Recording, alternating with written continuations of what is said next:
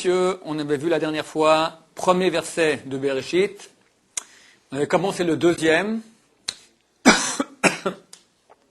Va'aretz hayta tohu vavohu. La terre était tohu bohu. On a expliqué tohu, c'était l'infini qu'on ne peut pas appréhender. C'est potentiel, c'est une chose qu'on ne peut pas voir. Le potentiel, on ne la voit pas. Et il y a un passage du potentiel au réel, bohu, en lui est. La réalité, elle est dans ce passage de potentiel qu'on ne voit pas qui est infini, en réel qui est fini. En cela se trouve la réalité. Il fallait, pour qu'une réalité, il faut qu'il y ait un manque dans lequel cette réalité puisse se réaliser, parce que l'infini remplit tout. Donc il y a eu la création d'un manque. D'arriver à la fin du verset, Veruach Elohim merachefet al pnei hamayim. Le souffle de Elohim, de Dieu, planait sur la surface des eaux. Juste en parenthèse, c'est pas mon sujet dans cette façon d'expliquer, mais il y a beaucoup d'explications sur la Torah et surtout sur Bereshit. Le Midrash explique que dans ce verset, nous avons toute l'histoire. Nous avons les 4 royautés dans lesquelles le peuple d'Israël est parti en galout. Tohu, c'est Babylone. Le temple a été détruit par Babylone, par Nabucodonosor, et les Juifs ont été déportés en Babylonie, Irak actuel. D'accord, c'était la première royauté qui a pris sa royauté de la royauté d'Israël. La royauté d'Israël a été perdue lorsque le temple a été détruit, et qui a reçu cette force? Nabucodonosor, l'empire babylonien. Ça c'est Tohu. Vavohu, c'est l'empire perse qui a conquis le babylonien. Vechosh, l'obscurité, lorsqu'on voit l'obscurité, toujours dans Chazal, c'est la Grèce. À Hanouka, on va allumer des bougies dans l'obscurité pour commémorer, pour, on va dire, montrer la lumière juive qui, dans l'obscurité, a quand même réussi à vaincre l'hellénisation que les Grecs voulaient. À Pnei Tehom, sur la surface du précipice, on n'en voit pas le bout. C'est la dernière galoute, la plus dure, celle de Édom, dont on ne voit pas le bout. Ça fait déjà 1937 ans qu'on est en galoute, on ne voit pas le bout. On espère que c'est cette année. Il y en a beaucoup qui disent que c'est oui, cette année, Be'ezrat Hashem. Chaque année, beaucoup disent que c'est cette année, mais cette année, on y croit, comme d'habitude, on y croit à fond, Be'ezrat Hashem. Surtout que ça sent.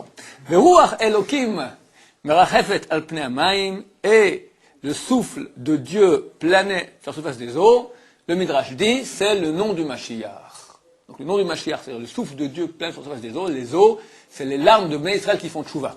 Sur la tchouva de Am Israël, sur cela plane le nom du Mashiach. Mashiach, il arrive sur la tchouva d'Israël. Comme dit le Rambam dans le 7e périple de Chotchouva, En Israël nigalin, ella et des tchouva. Israël ne peut être sauvé que par la tchouva. Ah, tu me diras, mais alors peut-être c'est fichu, jamais on fera tchouva. Continue le Rambam, Vekar evticha Torah, déjà la Torah elle a promis que Bnei Israël feront tchouva à la fin de leur exil, et immédiatement ils seront sauvés. Donc il y aura rédemption Mashiach que par tchouva, et il y a une promesse qu'il y aura tchouva. Comment on fait tchouva de force? Eh bien, ou Dieu, comme il fait aujourd'hui, il envoie des perches tendues, les gens se réveillent, il amène, ça va mal dans le monde et les gens se réveillent parce qu'il n'y a plus de sens. Alors on se dit, où est le sens de ma vie? On cherche et on trouve, qui cherche trouve. Ou bien si ça ne marche pas, ou on peut dire différemment, pour ceux que si ça ne marche pas, d'accord, il y en a aussi, tu leur montres qu'ils sont dans le n'importe quoi, mais quand même, c'est vrai que c'est n'importe quoi, mais je préfère rester dans le n'importe quoi, c'est moins fatigant que de faire tchouva. Alors la tchouva de force terrible, donc comme dit la Gemara dans Traité Sanhedrin, page 97, B, que Dieu va mettre un roi dont les décrets sont terribles comme ceux de Haman, durs comme ceux de Haman. Haman, c'était détruire le peuple, éliminer le peuple juif, exterminer en un seul jour, et Israël feront tchouva. Il y aura tchouva, il y aura une époque comme aujourd'hui, il y a une tchouva de gré, où Dieu ramène, puis à la fin, Dieu il veut que le juif fasse tchouva, donc il va serrer un peu la vis. Be'ezrat Hashem, j'espère que pas trop.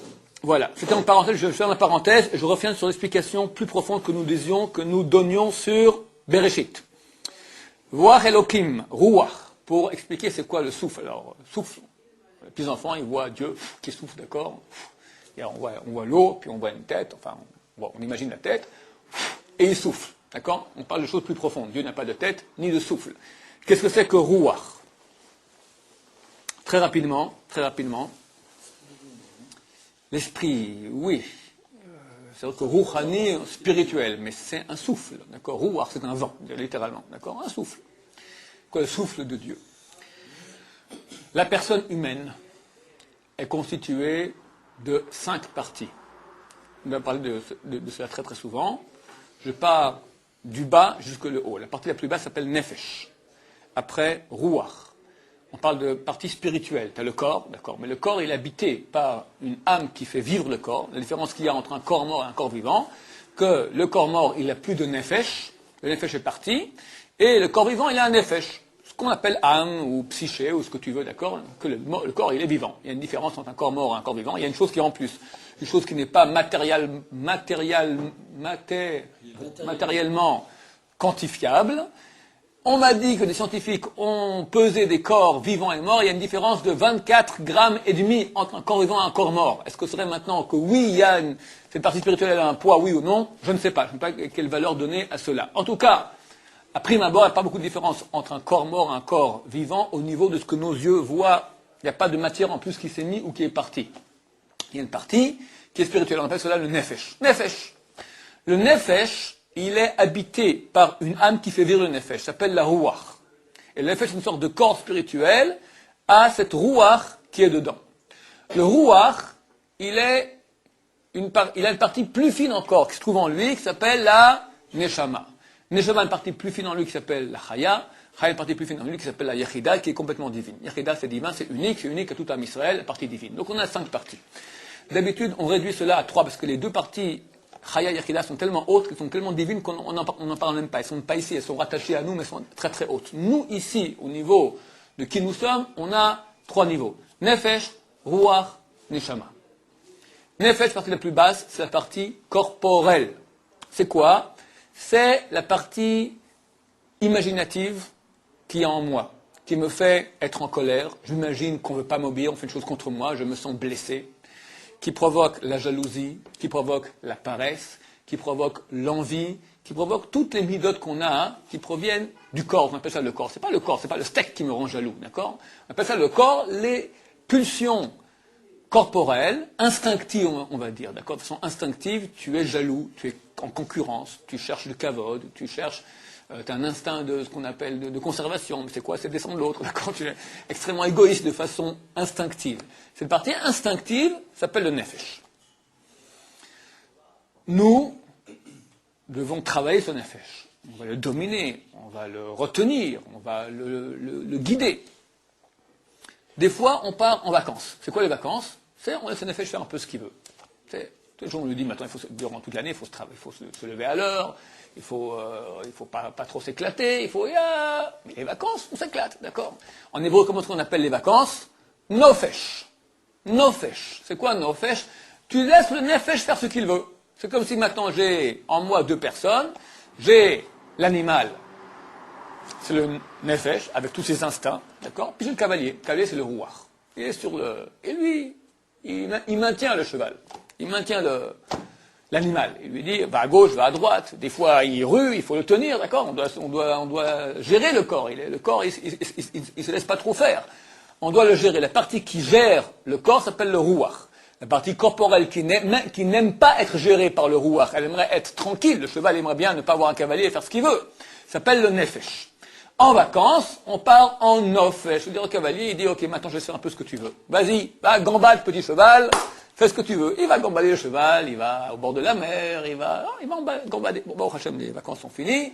Et maintenant, le cavalier est revenu sur le cheval et cocotte. Hein, on revient, on s'aime comme il faut le matin, on reprend de nouveau ce que fait le ruach. Le cheval, il a reçu ses vacances. C'est important qu'il y ait du nofesh pour le nefesh. Mais de temps en temps, il faut revenir maintenant être géré par le ruach. La neshama, la partie plus haute, c'est quoi? C'est une partie qui, comme le nefesh envoie des pulsions au cavalier, au ruach. Comme le cheval, il tire vers la gauche. Le cavalier lui dit non, il faut aller vers la droite. Le cheval, il tire vers la gauche. Donc il y a une pulsion. De même, il y aura une pulsion, mais qui provient de Dieu, qui va tirer le cavalier vers le haut, vers Dieu. Ce sont aussi des pulsions, mais pas des pulsions corporelles, des pulsions que je pourrais dire nishmatiques, d'accord, spirituelles, du genre. Quel est le sens de ta vie? Où est la vérité? Vis de façon authentique. Sois un homme droit. L'envie de faire du bien. L'envie de rechercher Dieu. D'être sensible à la justice. Ce ne sont pas des notions qu'un animal a. La partie du nefesh qu'on a en nous, corporelle, elle est animale. Elle est commune à tous les animaux. C'est pas la même. Un lion n'a pas le même yetzer hara qu'un taureau, qu'une tortue, qu'un être humain. Mais c'est dans le même domaine. Ça provient d'instincts qui viennent du corps. On n'a pas d'instinct du corps de justice. Le corps, il est injuste. Moi, et c'est tout. Qu'est-ce qui me fait être sensible à la justice? Quand je vois une injustice, je suis touché. Quelle est la pulsion qui me dit rechercher un sens à ma vie? Ça provient d'un neshama. C'est un éclairage, une lumière qui provient de Dieu. Le cavalier, en quelque sorte, il aura un panneau indicateur. C'est un neshama. C'est un éclairage, un panneau d'éclair avec une lumière dessus qui te dit c'est par là que ça se passe. Il faut monter par là. C'est là-haut que tu trouveras ton bonheur. Voici la bonne direction.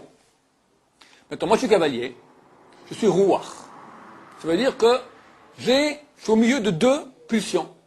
Une pulsion divine, neshama, qui me dit c'est par là que ça se passe, perds pas ton temps, il y a un sens à ta vie, réalise-toi dans la vérité, il y a un Dieu, branche-toi avec ce Dieu, il y a un sens, il y a une Torah, il y a se réaliser vraiment, tu n'es pas un animal.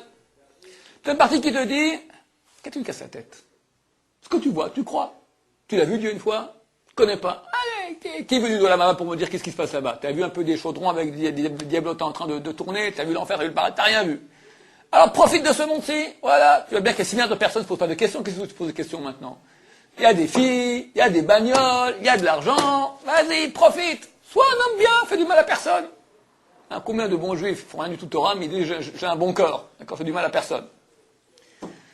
Ok, tu as les argumentations qui viennent des deux côtés. L'argumentation nishmatique, spirituelle, de recherche de sens, et l'argumentation du corps qui dit casse pas la tête.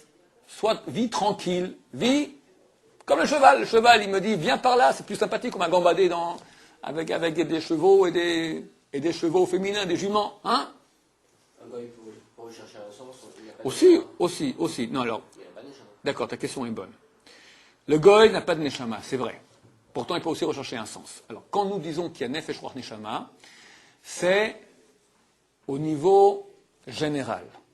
On a un nefesh, on a un ruach, on a un neshama. Maintenant, dans chaque entité nefesh, il y a aussi nefesh ruach neshama.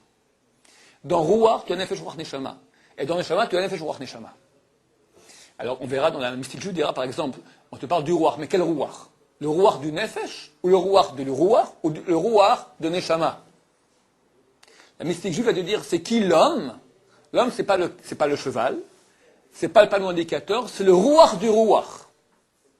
L'homme, vraiment, je, J-E. C'est qui J-E? Je. C'est pas mon corps. J'ai un corps. Je ai un corps. Mais c'est qui ce je? Comment je sais que je ai un corps et que je ne suis pas un corps? Il y a Daniel, il y a Yoni. Le matin, Yoni se lève, il va s'asseoir dans la glace, il voit qui? Il voit Daniel. C'est pas possible. C'est pas moi. Et il change de miroir, il arrive dans le... C'est pas possible. Et il vient vers Binyamin, dis-moi, qui je suis? Toi, mais t'es Daniel. Mais non, c'est faux. C'est pas possible, je suis Yoni. On m'a changé mon corps. On m'a changé mon corps. C'est je. Moi, je suis Yoni, d'accord? On m'a changé mon corps. Je reste Yoni avec un autre corps. Donc, qu'est-ce qui est essentiel? Yoni, je, ou mon corps? C'est je, parce que je dis, on m'a changé mon corps, c'est pas moi. Je fais l'expérience à l'envers. Je prends Yoni maintenant, j'enlève Yoni de Yoni, d'accord, et je mets l'âme de Daniel à la place. Je prends l'âme de Daniel, je mets dans Yoni. Maintenant, ce corps-là, le corps de Yoni, vient maintenant devant la glace, et c'est Daniel qui est dedans, il se voit. Qu'est-ce qu'il se dit? Ah tiens, c'est bizarre, moi Daniel, on m'a changé mon corps, on m'a mis Yoni. Donc on voit que la personne, c'est pas son corps, la personne c'est elle qui a le corps. Parce que quand tu changes, qui tu es? T'es pas celui qu'on a changé, t'es pas le corps, tu es l'âme. Vous avez compris ce que je dis? Donc nous avons un corps, ce je. À qui je change le corps ou pas? C'est qui? C'est pas mon corps, c'est je. Ce je s'appelle Ruach. Et plus profondément, c'est le Ruach du Ruach. Maintenant, pour être plus profond, sache que chaque entité se divise par 3 ou par 5. D'accord? On appelle Narnachi. Nefesh Ruach Neshama Chaya Yechida. Narnachi, comme ça on appelle cela. Et chaque entité de l'entité se divise aussi par 5. Donc tu as 5 grandes entités. Et t'en as 5 dans chacune, ça fait 125. Ça nous fait, 25. Et dans chacune, tu as encore de nouveau 5. Ça fait 125. Et comme ça, jusqu'à l'infini. Dans une pierre, tu as Nefesh Ruach Neshama Hayachida. Tu as Narnachi. Dans une fleur. Dans n'importe quelle chose. C'est que chaque... Dans une pierre, la pierre, il n'y a pas le gravit roi, c'est la possibilité de... Ok, mais tu as... C'est vrai, chez nous, d'accord, chez l'être humain. Attends, tu as aussi le roi d'une pierre. Le roi d'une pierre, c'est autre chose. Mais il y a un roi dans une pierre. Il y a une neshama dans chaque chose. Tu as Nefesh Ruach Neshama. C'est là... Si tu veux une chose, un objet, pour exister, il faut qu'il ait de l'être.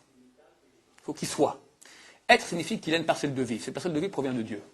Comment cette chose qui ne devrait pas être, elle est rattachée à Dieu. Par Nefesh Ruach Neshama Hayechida. Chaque être, l'être le plus, tu prends, je sais pas moi, un quarks, d'accord, une particule d'atome, elle a Nefesh Ruach Neshama Hayechida, parce qu'elle est. Pour être, elle doit avoir un morceau de Havaya. Havaya, c'est l'être suprême. Il y a une partie de Dieu en elle. Comment? Dieu est là-dedans? Non. Il y a des millions de degrés qui sont Nefesh Ruach Neshama Hayechida. Donc, tu as Nefesh Ruach Neshama Hayechida le plus bas. Après, encore un peu plus bas, etc. Ça marche pas des millions de degrés. Donc, nous aussi, un goy, un non-juif, il a aussi Nefesh Ruach Neshama Hayechida. Il a aussi. Mais à un certain niveau. Nous, on l'a jusque la divinité elle-même. C'est-à-dire que nous sommes étroitement. À un moment, il y a une unité totale entre Dieu et la Yechida. La différence avec une bière, c'est une différence de concentration. Pourquoi nous... Non. D'essence. D'essence. C'est une autre essence. C'est comme si je prends deux personnes, d'accord? Chacun il a un roi, mais ce n'est pas le même roi. Ce sont deux rouards humains, mais ce n'est pas le même. Le rouard de Daniel n'est pas le même rouard que Yoni. Yoni, c'est où? C'est Yoni. Daniel, c'est Daniel. Les deux ont un rouard humain. Ok? Qu'est-ce qu'on a appris de tout cela? Rouard, c'est la partie qui a en nous, qui est la plus intime à nous. Maintenant, c'est qui je? Je ne sais pas ce que c'est que je. Ce que je sais, que ce je, il s'exprime. Comment? Par une volonté. L'être humain, dans sa profondeur la plus profonde, qu'est-ce que c'est? Qu'est-ce que c'est? On ne sait pas ce que c'est. Mais où est-ce que je peux toucher? Alors, on a déjà parlé de ça une fois, on va en reparler. C'est marqué ça dans Rabbi Yehuda Chassid. Sefer Hasidim, c'est écrit par Rabbi Yehuda Chassid il y a environ 900 ans. Il dit là-bas, si tu veux honorer quelqu'un, tu peux l'honorer parce qu'il est riche, parce qu'il est intelligent, parce qu'il est sympathique, parce qu'il est beau. Parce que encore autre chose, d'accord? Il dit, c'est pas l'honorer. Tu peux l'honorer lui. Tu l'honores parce qu'il est riche, c'est pas lui que tu honores. Tu honores sa richesse. Tu enlèves la richesse, tu ne peux plus l'honorer. Mais lui, il existe. Parce qu'il est beau. Le pauvre, il a eu un accident de voiture, maintenant il est tout défiguré. Alors c'est pas lui, c'est encore lui. Bah, tu ne l'honores plus, parce que tu l'honorais parce qu'il est beau. Maintenant il est plus beau, tu ne l'honores plus. Mais lui, il existe. Donc tu n'as pas honoré lui, tu as honoré sa beauté, ses habits, sa sympathie, son intelligence, tout ça tu enlèves. Mais lui, il reste. C'est qui? Lui. Dit Rabbi Yehuda Chassid, Retsono shel Adam hu kevodo. Sa volonté, c'est ça son honneur. C'est ça son respect. Tu veux respecter quelqu'un, honorer quelqu'un, c'est respecter sa volonté.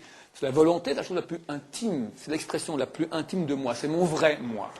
Quand je veux quelque chose, pas quand j'ai envie. Des fois, quand j'ai envie, moi je veux pas, mais j'ai envie. Je veux me lever du lit, mais j'ai pas envie. Je reste au lit. D'accord? Je veux me lever. Preuve en est que j'ai mis mon réveil pour 7 heures du matin. Quand sonne le réveil à 7 heures, ça marche jamais. D'accord? Alors, qu'est-ce que je veux? Je veux rester au lit, je veux me lever, mais j'ai pas envie. Il y a une envie, c'est le corps, c'est le nefesh qui dit au cavalier, le cavalier, il veut se lever. Mais le nefesh, il dit, écoute, je tire trop fort, le cheval, il tire trop fort, reste dans le lit, le cavalier se bat pour sortir, et à la fin, le cavalier, il s'endort avec. D'accord? Qui a vaincu? C'est pas le cavalier, il veut pas dormir, mais il a été vaincu. Quand on veut, c'est quand le cavalier veut. Moi, dans ma profondeur, qui je suis ma volonté. Maintenant, tous les êtres humains veulent quelque chose. Tous. Même celui qui va dire je ne veux rien, il veut rien, mais il veut rien. Il veut rien. Il n'y a pas quelqu'un qui ne veut pas. Ça n'existe pas, pas le vouloir. Tu veux ne pas vouloir. Volonté, c'est malgré nous. Ça, c'est Roar. Il y a un courant. Maintenant, ce courant, tu peux aller et le modifier. Ça, c'est le souffle. C'est un courant d'air. On ne le voit pas, le roi. L'être, on ne le voit pas. C'est de l'air. C'est une chose impalpable, spirituelle. Tu peux le déplacer. Tu peux avoir envie. Tu as une volonté maintenant de perdre ton temps. Tu as une volonté maintenant de te rapprocher de Dieu. Tu as une volonté maintenant de te rapprocher en faisant une mitzvah. Tu as une volonté de te rapprocher en faisant des études de Torah. Tu as une volonté de ci ou de ça. Cette volonté, tu peux la guider. Ça, c'est rouar. Déplacement d'air. Tu peux déplacer ton être d'un endroit vers l'autre. Le cavalier décide. Ou il est vaincu par le cheval, ou il est maître du cheval et il suit le mode d'emploi. Il suit le panneau indicateur. Il y a un déplacement. Ce déplacement s'appelle rouar. Donc en fait, c'est la volonté. Cette partie de l'être qui se dévoile par la volonté. Quand on parle de rouar Elohim, on parle de la volonté de Dieu. Rouar signifie volonté. Il y a ici un déplacement. Il y a une volonté de Dieu. Il est en train de faire quelque chose. Il a créé ce monde pour quelque chose. Ruach Elohim, la volonté de Dieu, le but que Dieu veut de ce monde, ce qu'il veut de ce monde, merachefet al pnei hamayim, plane sur la surface des eaux. Le monde de l'époque, qu'est-ce qu'il est? Nous dit Rashi sur place, il est recouvert d'eau. Plus tard, on verra que le troisième jour, Dieu va faire partir l'eau et la terre va apparaître. À ce moment, la terre, elle est recouverte d'eau. Ça veut dire quoi? La terre, elle est de l'eau. La terre, elle est recouverte d'eau. L'eau, qu'est-ce que c'est? C'est la seule chose sur Terre qui n'a pas de forme. Le liquide n'a pas de forme. L'air, on ne le voit même pas. C'est une chose qu'on considère comme impalpable. Mais l'eau, on la voit, elle est là. Elle n'a pas de forme. Elle prend la forme de son contenant. Tu prends une bouteille de Beaujolais, tu mets dedans du liquide, le liquide a la forme du Beaujolais. Tu prends une bouteille de Bordeaux, qui sont un peu différentes, alors tu auras un liquide de Bordeaux. Tu prends un Chivas Regal, un whisky, tu l'auras comme ça, d'accord? Tu prends, je ne sais pas comment ça s'appelle ces vins italiens avec des Chianti, d'accord, avec un goulot long comme une girafe, tu auras une autre forme. Chaque eau liquide va épouser la forme de son contenant. Ça veut dire que l'eau, elle va épouser la forme de la terre. Quand tu vois l'eau, tu vois la terre. N'est-ce pas? Parce qu'elle est transparente, l'eau. Quand je vois l'eau, ou que je regarde la forme de l'eau, je vois la forme de la terre. Mais il y a une autre forme aussi. Ce n'est pas la forme géométrique, c'est la forme au niveau de la texture, la couleur. Quand tu vois l'eau, qu'est-ce que tu vois? Tu vois rien. C'est transparent l'eau. Quand je vais à la mer, je vois qu'elle est bleue. Pourtant, quand je prends un peu d'eau de mer dans ma main, elle est verte. Elle est transparente. Si elle est propre, elle est transparente. D'accord? Ah, pourquoi elle apparaît bleue? Réponse? Le reflet du ciel. L'eau toujours se reflète dans l'eau, le ciel. Donc l'eau, c'est très intéressant. Quand tu regardes l'eau, tu vois deux choses. Tu vois la terre et tu vois le ciel. Tu vois la terre dans la forme géométrique, tu vois le contenant. Au niveau de la forme, de la texture, de la couleur, tu vois le ciel. Nous disent ici Chazal, c'est le secret qui est marqué ici. À l'époque, la terre, elle est eau. Et quand tu regardes la terre, tu vois deux choses. Tu vois la terre, on avait dit c'était quoi? Eretz, ou Ratz, allez, c'est le processus. C'est le processus qui va amener au Shamaim, au but. Au but, au pluriel, A-U-X, B-U-T-S, au but intermédiaire, et au but singulier final. La Aretz, la terre, c'est le processus qui amène au but. Quand tu vois la terre à l'époque, tu vois que la terre, tu vois l'eau, et dans l'eau, tu vois la terre. Donc tu vois, en voyant le monde, tu vois maintenant que ce monde-là, il est processus. C'est lui le rat, c'est lui qui va aller. Vers quoi? Tu vois le but, tu vois la surface des eaux. Il y a la volonté de Dieu qui se reflète dans l'eau. Donc quand tu vois le monde, tu vois la volonté de Dieu. Quand tu vois le monde, tu sais pourquoi il est là. Dieu plus tard, qu'est-ce qu'il va faire? Il va mettre un rakia. Il va fendre les eaux en deux, il va mettre un rakia, ce qu'on appelle un firmament, entre les eaux d'en haut et les eaux d'en bas. Ce n'est pas qu'en haut il y a une piscine, on parle d'autre chose tout à fait. Simplement, qu'est-ce qu'on va faire? Dieu va mettre un écran entre sa volonté, qui se reflétait dans l'eau, et l'eau. Avant, il n'y avait pas d'écran. Donc quand je voyais l'eau, qu'est-ce que je voyais? Je voyais la volonté de Dieu. Je voyais ce monde, je n'avais pas la question pourquoi le monde existe. Quand je voyais le monde, je voyais que le monde était processus, et je voyais dans ce monde la volonté. Je voyais maintenant un sapin. Pourquoi le sapin existe? Je vois maintenant le sapin, pourquoi il existe. Parce qu'en lui, je vois la volonté de Dieu. Je vois qu'est-ce que Dieu veut de lui. En tant que associé dans la création, à réaliser le processus qui amène au but, Dieu a créé des sapins. Les sapins servent à quelque chose. Quand je vois un sapin aujourd'hui, je vois rien. Je vois un morceau de bois avec des feuilles. D'accord? À l'époque, quand je vois le sapin, quand je vois n'importe quelle chose sur Terre, Je vois maintenant comment cette chose sur terre, elle est le reflet de la volonté de Dieu, elle est cet article, ce détail qui va amener au but final. Elle fait partie du processus pour amener au but final. Je vois la volonté c'est le but. Je vois dans la terre comment cette terre est le processus pour amener au but. Dieu va mettre un firmament et va cacher cela. Pourquoi il cache? Pour qu'on ait libre arbitre. Parce que si chaque fois que je vois la terre, je vois le but, il n'y a plus libre arbitre. Parce que je vois Dieu. Partout où je vais, je vois Dieu. Je vois la volonté de Dieu partout. Je vois pourquoi j'existe, pourquoi lui existe, pourquoi je me marie, pourquoi je fais des enfants, pourquoi tout. Aujourd'hui, je ne sais pas pourquoi je me marie. Elle est mignonne. Hein, 99% des gens se marient parce qu'elle est mignonne. Puis on s'entend bien. Puis c'est sympa d'être ensemble. C'est tout. Mais il y a des raisons bien plus profondes pour le mariage. Pas procréer comme croient les non-religieux que les religieux disent. D'accord? On ne se marie pas pour procréer. On se marie pour autre chose, pour une union, pour Dieu, d'accord? Pour des choses extraordinaires qu'on peut faire. À l'époque, on voyait. Les gens m'écrivent là sur Internet. Comment on fait pour trouver son mazal? À l'époque, il n'y a pas de problème. Tu le vois, ton mazal. Tu vois tout de suite, ah, tac, elle. Zut, elle n'est pas très mignonne. D'accord? Mais bon, tu n'as même pas le zut à l'époque. D'accord? Parce que tu vois que c'est elle. Il n'y a pas de question. Parce que tu vois la volonté de Dieu dans la réalité. Ça, c'est Ruach Elohim, l'esprit, la volonté de Dieu, planait sur la surface des eaux. Yomer Elohim yehi or, va yehi or. Troisième verset. Dieu dit que la lumière soit, la lumière fut. Fut. Pourquoi fut? Dit Chazal, elle n'est plus. Dieu a vu que cette lumière était bonne, il l'a cachée pour être l'équilibre des générations suivantes.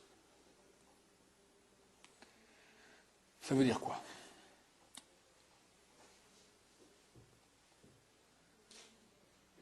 Quand on parle de la lumière, on ne parle pas de la lumière du néon ou du soleil.